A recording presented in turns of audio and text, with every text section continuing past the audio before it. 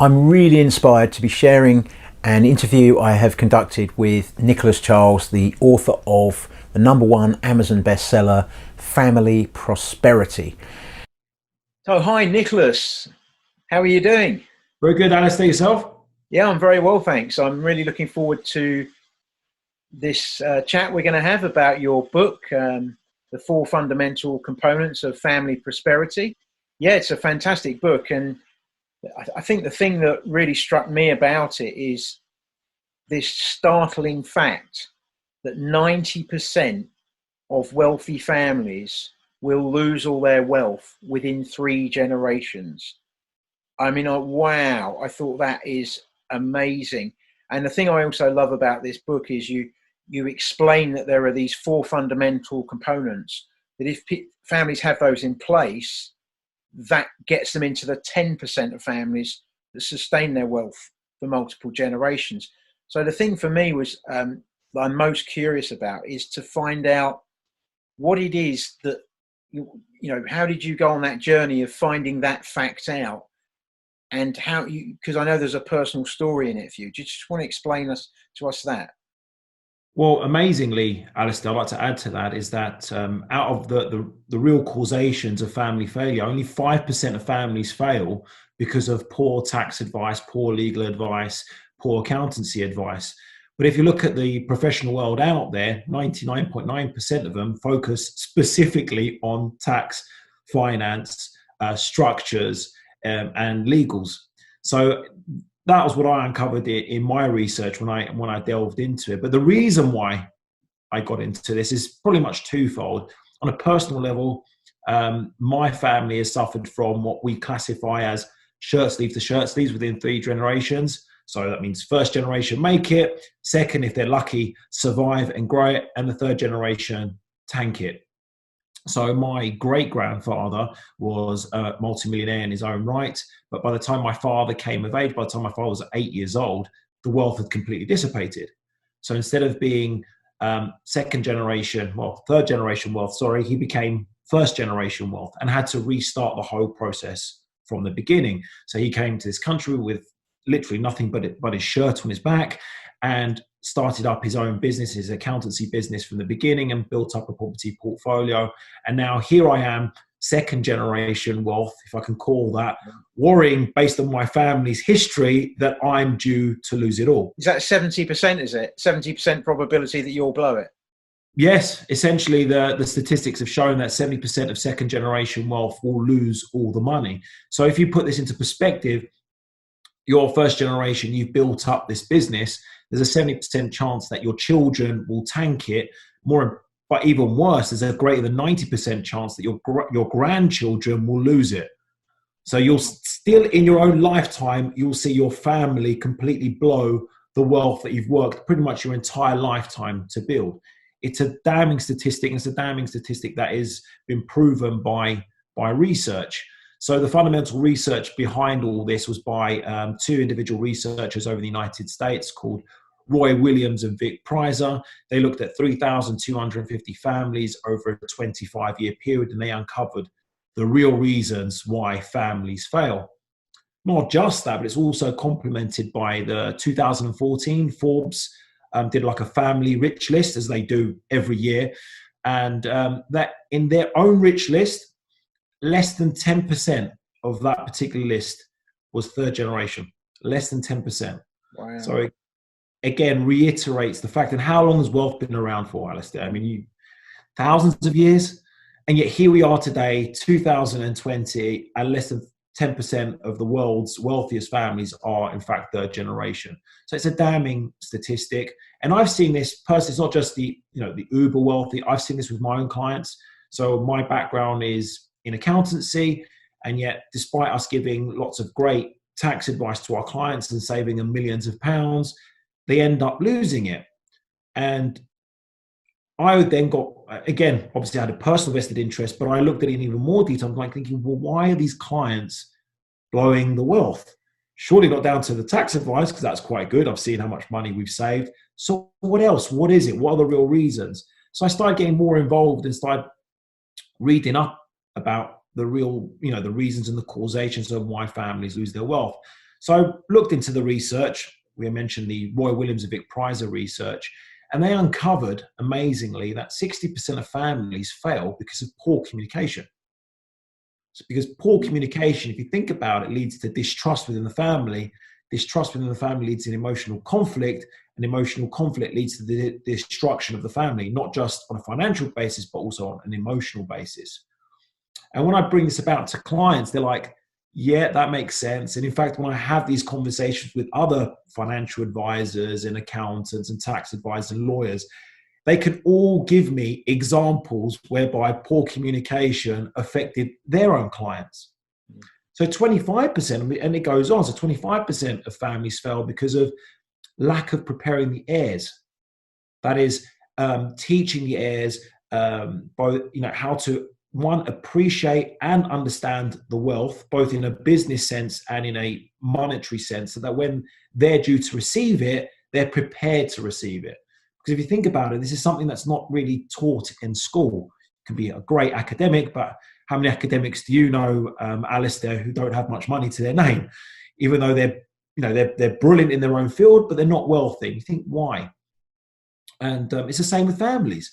Like the families that I've seen fail in terms of businesses are those families that literally grant their children or next of kin really high levels within the company without them earning the right. So can you imagine, you've been working this company for so many years and the owner's about to retire and he says, guess what? This 25-year-old, my son, is now your boss. He's now the CEO.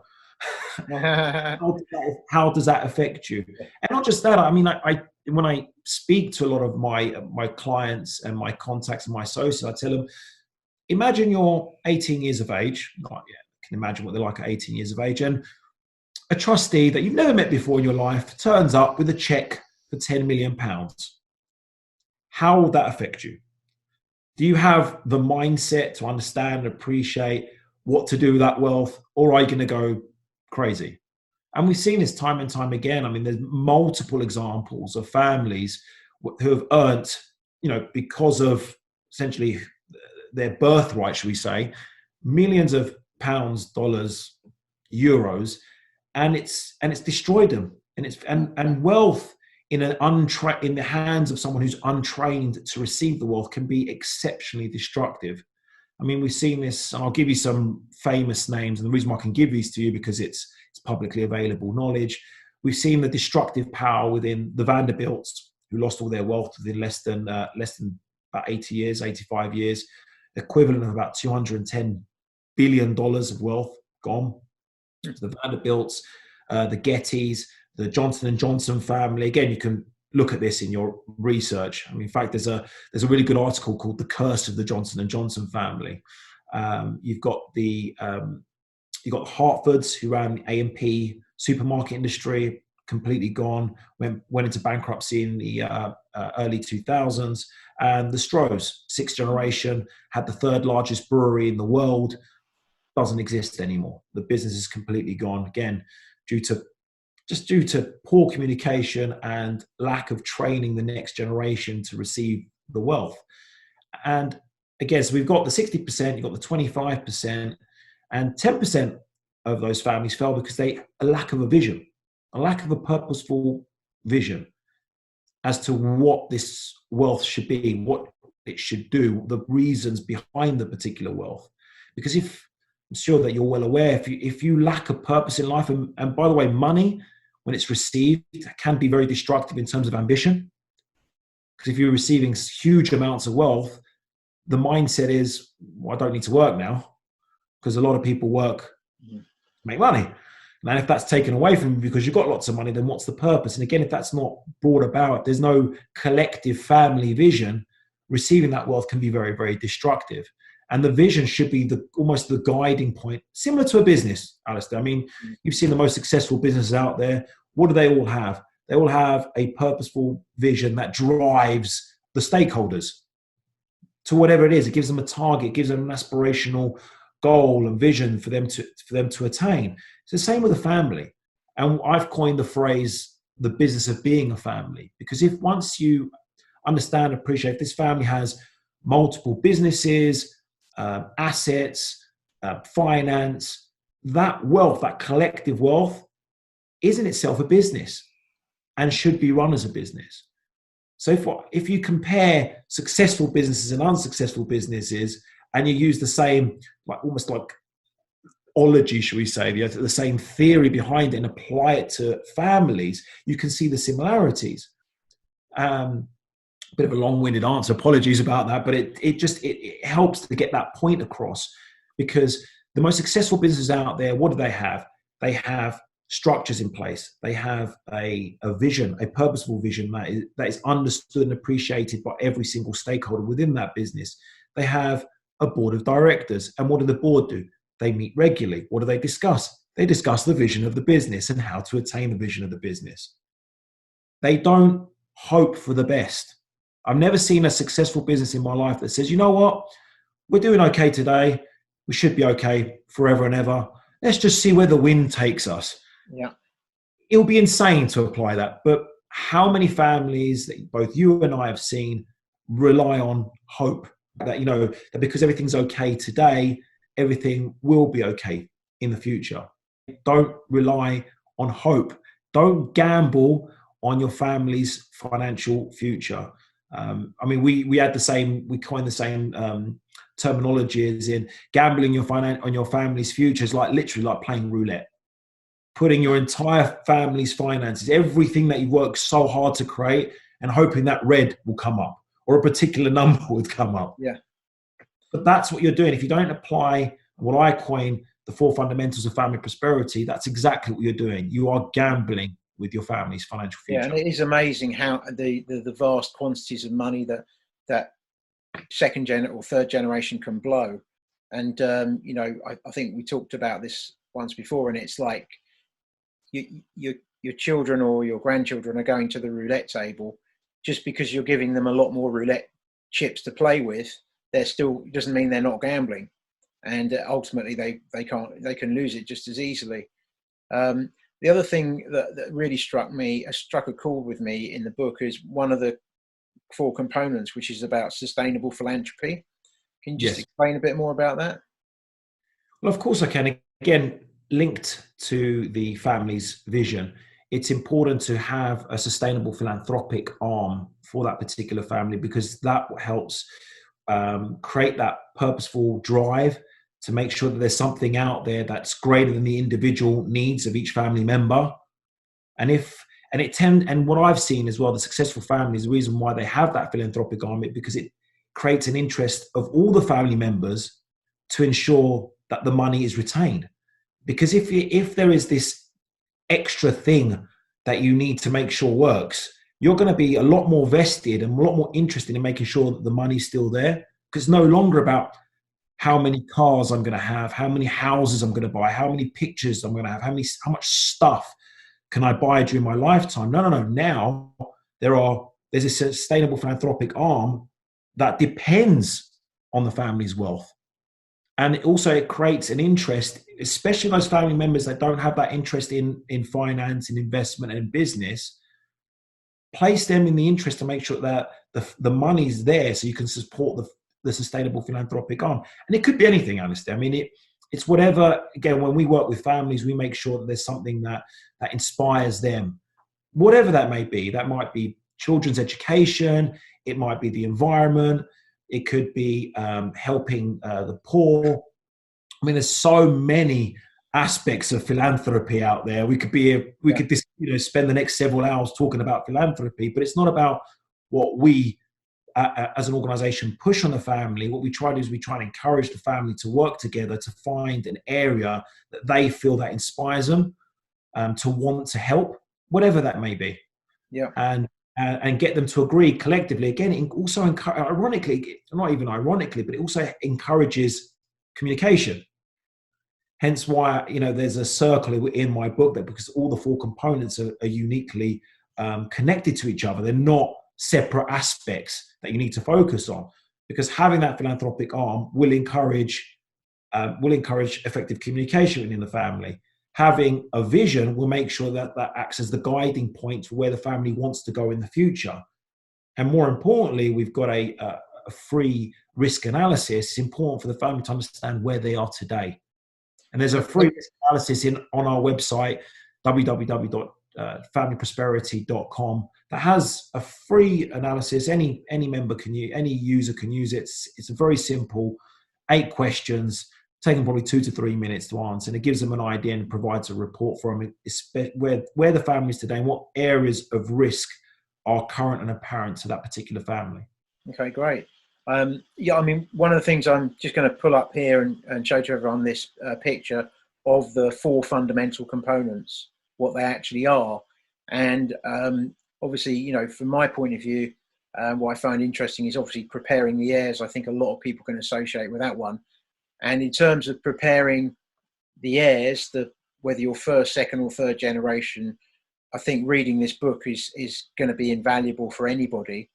And it will explain, you know, the fact that you need these 4 fundamental components in place to be in that 10%.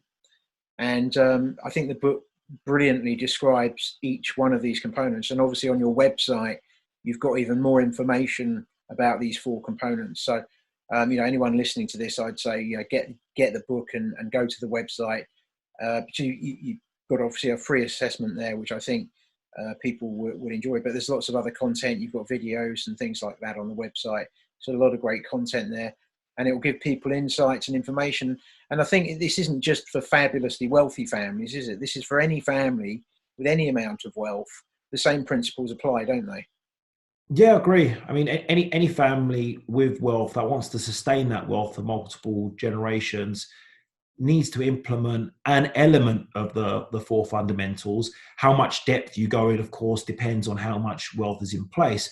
But it's viable to every single family with wealth, every single family that wants to retain the wealth and retain the family relationship, because it's very easy for, you know, families to disintegrate. I mean, we've seen it time and time again, multiple examples. I mean, I was working recently with a family, brother and sister, literally, you know, 2 siblings, second generation wealth, whereby we spent the last 6 years, believe it or not, 6 years in litigation, helping the sister because her brother thought it would be a great idea to take all the wealth from her.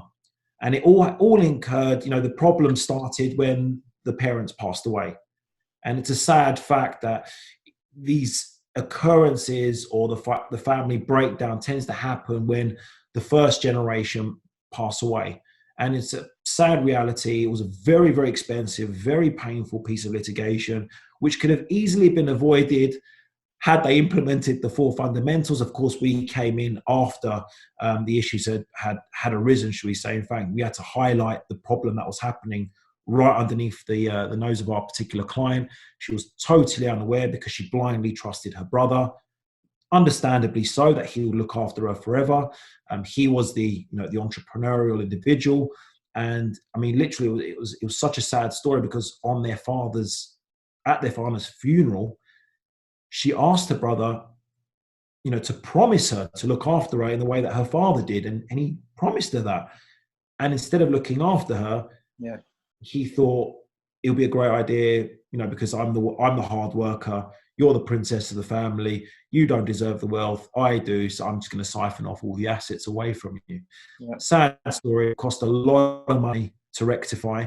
And I just tell, you know, all my clients and everyone out there that avoiding these issues is significantly cheaper, both on an emotional level and financial level, than trying to find a cure. Anyone who gets this book will get a great benefit from it, and it's a great gift for anyone, you know, who's got any amount of wealth in their family. I mean, you know, I think a lot of the underlying things that you get to in the book, you know, where you highlight that financial management and all those kind of financial things that everybody focuses on are less than 5% of the problem here.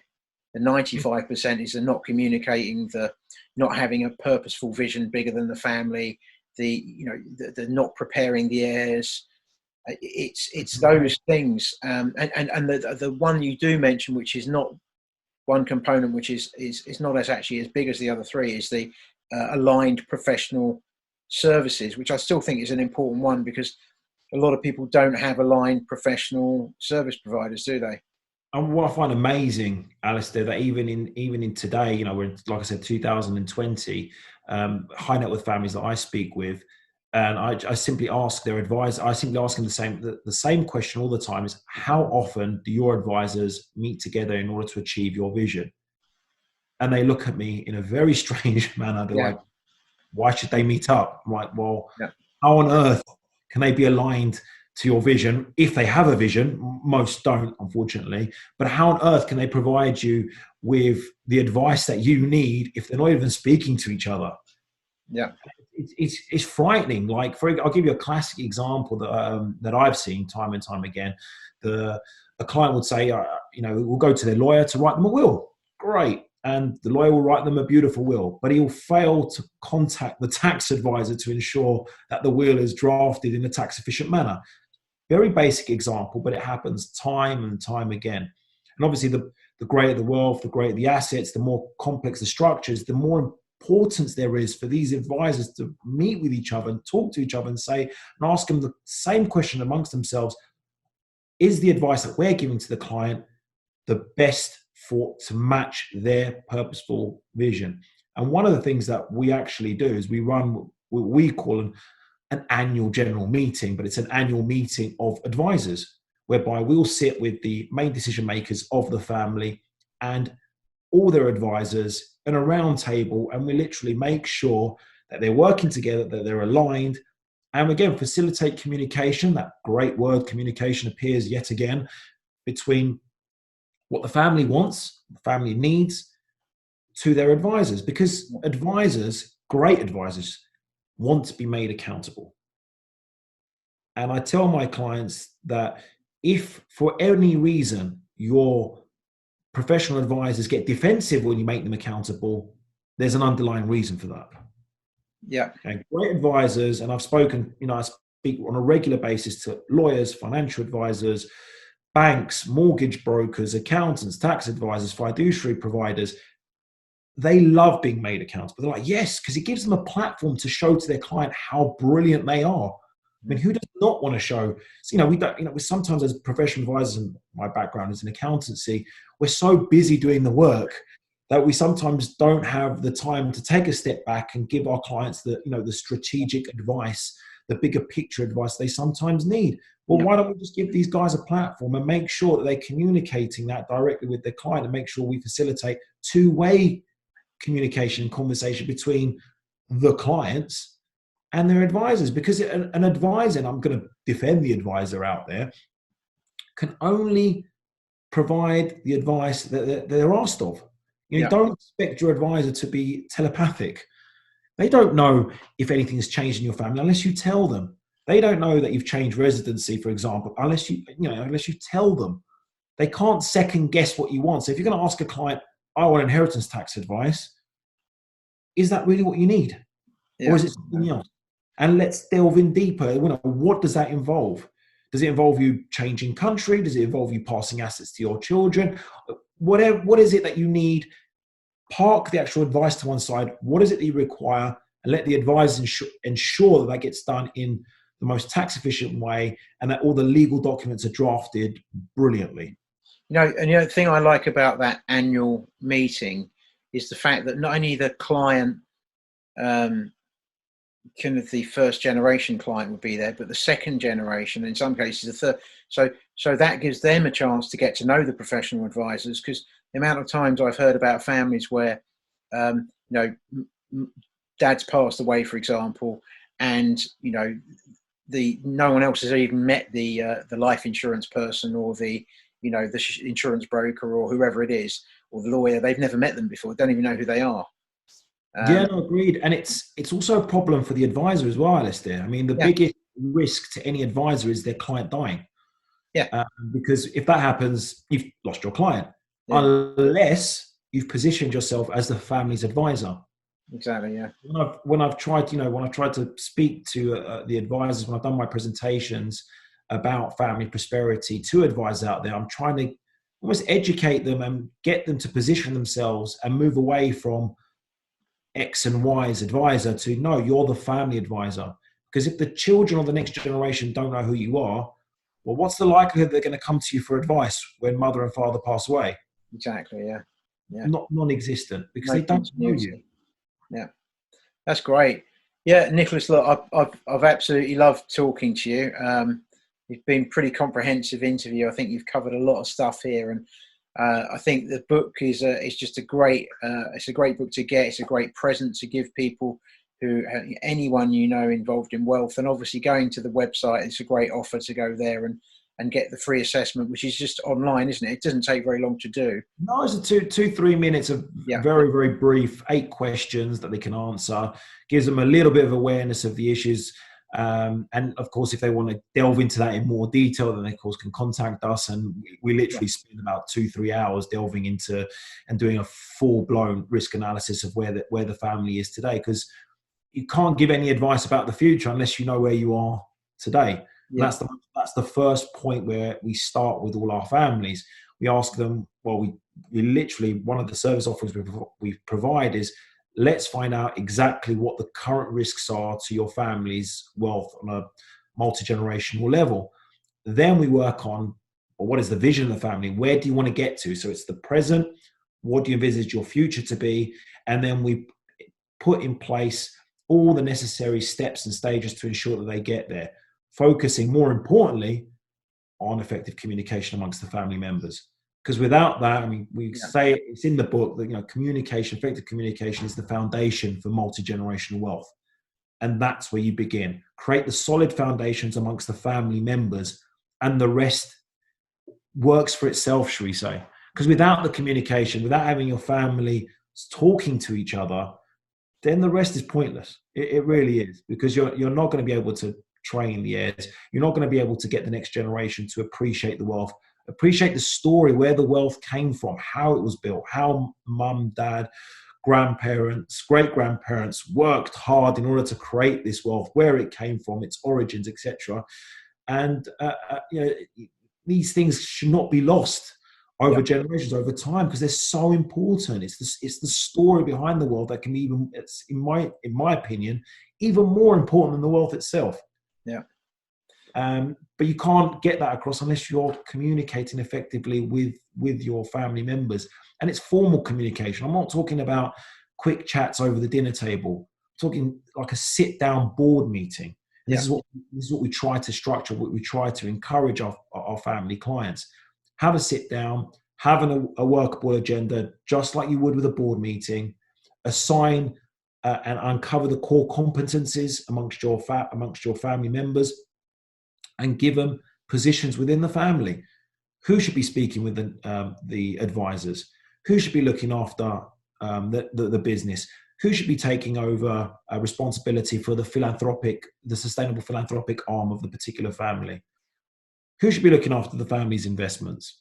It sounds great, and so I say I've enjoyed the interview, and I think anyone listening to it hopefully will want to go and grab the book and have a look at your website and perhaps do the free assessment. And I'm going to leave the details here, and I'll put an email address if people want to get in touch, and the website address and the book information.